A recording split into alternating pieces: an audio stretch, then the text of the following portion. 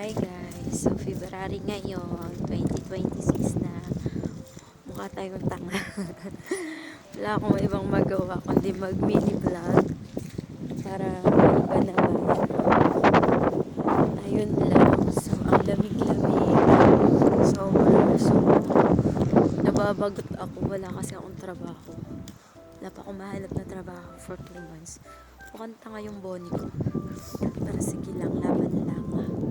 Yan talaga yung life. So, ito yung outfit ko. So, tignan natin kung may magbabago ba this year. Sana umahon man lang tayo. So, ngayon, nandito ako sa shop. Bibili ako ng ang tawag nito, makakain. Naghahanap ako ng mangga.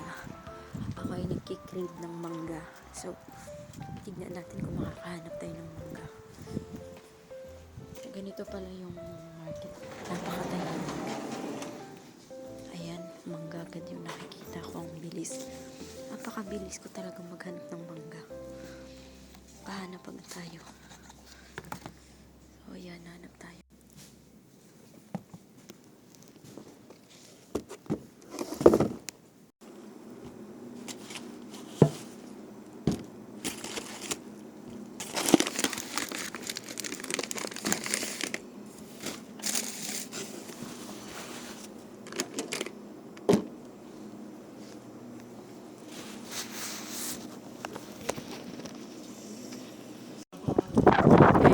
Balik na ako ng bahay guys kasi yun lang yung binili ko, mangga lang.